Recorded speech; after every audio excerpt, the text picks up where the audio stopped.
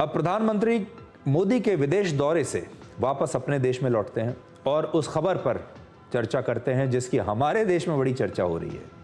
महात्मा गांधी राष्ट्रीय ग्रामीण रोजगार गारंटी कानून यानी मनरेगा। मनरेगा का नाम तो आपने बहुत सुना ही होगा। मनरेगा को खत्म करके अब सरकार एक नया ग्रामीण रोजगार कानून ला रही है। आज लोकसभा में कृषि और ग्रामीण विकास मंत्री शिवराज सिंह चौहान ने इस नए बिल को पेश किया है और इस नए बिल का नाम है विकसित भारत गारंटी फॉर रोजगार एंड आजीविका मिशन बिल 2025। इस बिल को अगर अंग्रेजी में हम देखें तो कहेंगे VBG राम जी, यानी विकसित भारत जी राम जी बिल इसका नाम है। लेकिन नाम और इसके नियमों में बदलाव को लेकर कांग्रेस सहित कई विपक्षी पार्टियां इसका विरोध कर रही हैं। आज संसद परिसर में प्रियंका गांधी वाड्रा के नेतृत्व में कांग्रेस के नेताओं ने महात्मा गांधी की तस्वीर के साथ एक विरोध प्रदर्शन किया। वहीं कांग्रेस सांसद कुमारी शैलजा सहित कुछ सांसदों ने पुरानी संसद पर चढ़कर एक और विरोध प्रदर्शन किया।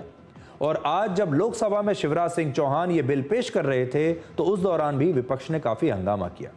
तो पहले आप इस बिल को लेकर हुए विरोध प्रदर्शन और हंगामे की ये तस्वीरें देखिए, फिर आपको बताते हैं कि यह हंगामा हो क्यों रहा है।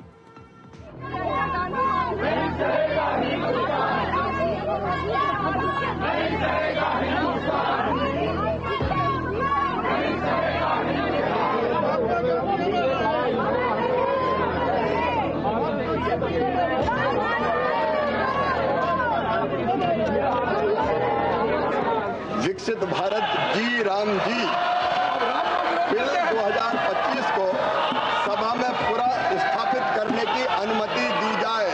जी राम जी।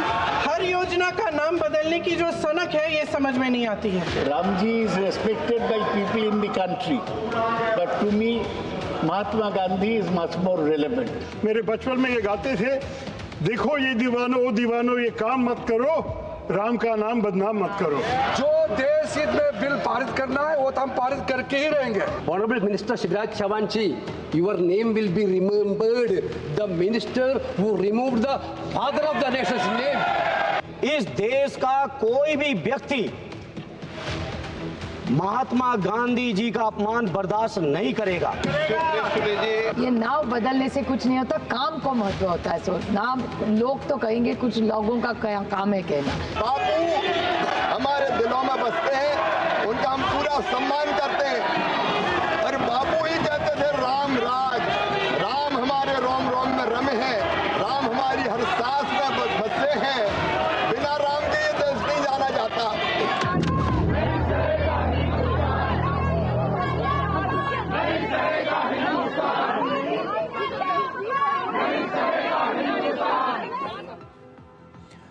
तो देखिए, पहली आपत्ति तो यह है कि इसका नाम क्यों बदल दिया। पहले यह महात्मा गांधी के नाम पर था और अब जो इसका नया नाम है वो जी राम जी है।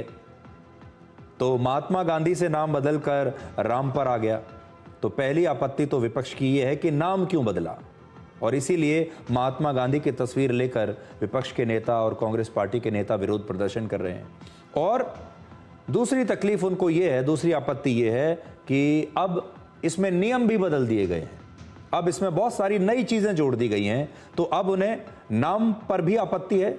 ना तो उन्हें नया नाम पसंद आ रहा है विपक्ष को, और ना ही नया नियम उन्हें पसंद आ रहा है। तो अब पहले आप ये समझिए कि जो पुराना कानून था जिसे आप मनरेगा कहते थे, और अब ये जो नया कानून है विकसित भारत जी राम जी, इन दोनों में फर्क क्या है। पहला, मनरेगा के तहत हर परिवार को प्रतिवर्ष 100 दिन के रोजगार की गारंटी मिलती थी, लेकिन अब नए कानून में इसे बढ़ाकर 125 दिन कर दिया गया है। तो इसमें किसी को क्या परेशानी हो सकती है, 25 दिन और एक्स्ट्रा रोजगार मिल रहा है। दूसरा, मनरेगा का पूरा खर्च केंद्र सरकार उठाती थी, लेकिन नए कानून में 60% खर्च केंद्र सरकार उठाएगी और 40% खर्च राज्य सरकार देगी। उत्तर पूर्वी राज्यों, केंद्र शासित प्रदेशों वगैरह में जो है केंद्र सरकार ज्यादा पैसा देगी। तीसरा, मनरेगा में पूरे साल काम मिलता था, लेकिन नए नियम में खेतों में बुआई और कटाई जैसे पीक सीजन में अब काम नहीं दिया जाएगा, ताकि खेतों में काम करने के लिए खेतीहर मजदूर आराम से आसानी से उपलब्ध रहें। इसके पीछे ये सोच है। पूरे साल में ऐसे करीब 60 दिन होंगे जब यह योजना बंद रहेगी और इससे किसानों को सस्ती दरों पर उनके खेतों में काम करने के लिए मजदूर मिल पाएंगे। पहले इसमें तकलीफ होती थी, दिक्कत होती थी, क्योंकि ये सारे जो मजदूर हैं ये मनरेगा के तहत काम करने के लिए चले जाते थे।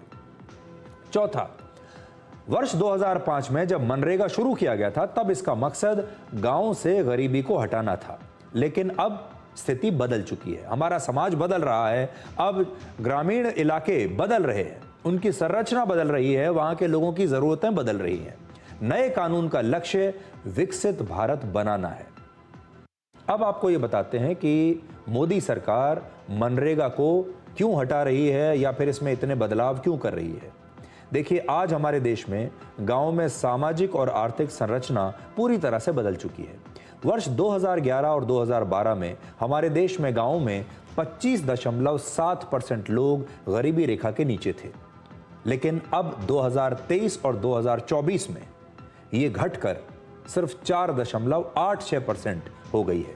यानी आप देखिए, जो गरीबी रेखा के नीचे लोग थे, अगर आप देखेंगे तो 25.7% लोग थे 2011-12 में, और अब ऐसे लोगों की जो संख्या है जो गरीबी रेखा के नीचे हैं, उनकी संख्या सिर्फ 4.86% रह गई है।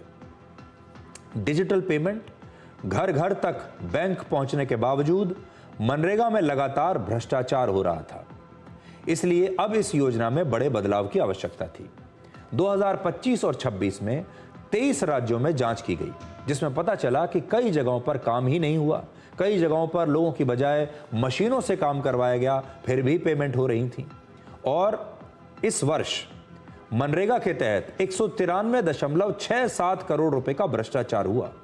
सरकार अब पूरी तरह से भ्रष्टाचार बंद करना चाहती है, इसीलिए नई योजना में भ्रष्टाचार को बंद करने के लिए, लीकेज को बंद करने के लिए कुछ खास व्यवस्थाएं की गई हैं। जैसे काम कहां और कितना हुआ, यह मोबाइल फोन और जीपीएस से तुरंत पता चलेगा। जनता को, जो लोग काम करने वाले लोग हैं, उन्हें हर हफ्ते बताया जाएगा कि क्या काम हुआ, पैसा कहां खर्च हुआ, ये सब चीजें जनता को पता चलेंगी। हर ग्राम पंचायत में साल में 2 बार अनिवार्य जांच होगी, जिससे अगर कोई भी गड़बड़ी होगी तो वो छुप नहीं पाएगी। कितना पैसा खर्च हुआ, कितना काम हुआ, कितने लोगों को रोजगार मिला, ऐसी जानकारी अब रियल टाइम में आप डिजिटली देख सकते हैं। और भ्रष्टाचार का पता लगाने के लिए एआई का इस्तेमाल भी किया जाएगा। आज नए बिल को पेश करते हुए शिवराज सिंह चौहान ने कहा कि नया कानून महात्मा गांधी के सपनों को ही पूरा करता है और इससे पहले भी कई योजनाओं के नाम बदले जा चुके हैं। वहीं कांग्रेस की सांसद प्रियंका गांधी वाड्रा ने इस बिल को वापस लेने की मांग की। माननीय अध्यक्ष महोदय, इसके पहले कई रोजगार की योजना आई। एक योजना का नाम था जवाहर रोजगार योजना, बाद में कांग्रेस ने जवाहर रोजगार योजना का नाम बदल दिया। तो क्या पंडित जवाहरलाल नेहरू जी का अपमान हो गया? पता नहीं क्यों जी राम जी नाम आ गया तो ये भड़क गए। महात्मा गांधी स्वयं राम राज्य की स्थापना की बात करते थे और उनके अंतिम शब्द भी हे राम थे। बापू जी का पूरा सम्मान करते हुए राम राज की स्थापना, मतलब दैहिक दैविक भौतिकता का राम राज काहू नहीं व्यापा, हर गरीब को भरपूर रोजगार मिले, उसकी गरिमा को सम्मान हो, दिव्यांग, बुजुर्ग और महिला, अनुसूचित जाति जनजाति, उनको और प्रोटेक्शन दिया जाए, इसके लिए ये बिल लेके आए हैं। 125 दिन की गारंटी है, गारंटी, ये कहीं पर कमजोर नहीं हुई। उस गारंटी को हम पूरा करेंगे, गांव का संपूर्ण विकास भी करेंगे और कृषि और मजदूरी दोनों में संतुलन स्थापित करने का काम करेंगे। बिना चर्चा के, बिना इस सदन की सलाह लिए इस तरह से जल्दी में विधेयक को पास नहीं होना चाहिए। सर, ये विधेयक वापस लिया जाना चाहिए। इसके बदले में सरकार को एक नया विधेयक पेश करना चाहिए। खत्म करूं। महात्मा गांधी जी मेरे परिवार के नहीं थे, लेकिन मेरे परिवार जैसे ही हैं और इस पूरे देश की यही भावना है sir. No, very good sir, इस पूरे देश की यही भावना है। नो, माननीय सर, आखिरी बात यह है कि गहन जांच पड़ताल और व्यापक चर्चा के लिए इसे कम से कम स्थायी समिति के पास भेजा जाना चाहिए और कोई विधायक किसी की निजी महत्वाकांक्षा, सनक और पूर्वाग्रहों के आधार पर न तो पेश होना चाहिए और न ही पास होना चाहिए। तो देखिए, चुनौतियां बदल चुकी हैं। जैसा हमने पहले आपको बताया, पहले जो ग्रामीण इलाके में लोग रहते थे वहां पर गरीबी कहीं ज़्यादा हुआ करती थी और लोगों के पास खाने पीने के भी पैसे नहीं थे। और इसीलिए जब ये योजना लाई गई तो ये गरीबों को, आप ये समझ लीजिए कि किसी तरीके से वो अपना जीवन यापन कर सकें, इस मकसद के लिए ये योजना लाई गई थी। लेकिन अब ज़्यादातर लोग गरीबी रेखा से ऊपर आ चुके हैं। अब जो नई चुनौती है वो ये है कि ये सारे लोग, इतना बड़ा वर्ग जो है, ये विकसित भारत में कहाँ फिट बैठते हैं। उसके लिए इन्हें सशक्तिकरण की आवश्यकता होगी। उसके लिए अब इन्हें और ज़्यादा पैसे की आवश्यकता होगी और ज़्यादा शक्ति इन्हें लगेगी और इन्हें सामाजिक रूप से और ज़्यादा शक्तिशाली बनाने के लिए, आर्थिक रूप से और ज़्यादा शक्तिशाली बनाने के लिए अब ये नया कानून लाया गया है। और यही फ़र्क है कि चुनौती पहले अलग थी, अब चुनौती जो है वो बिल्कुल अलग है।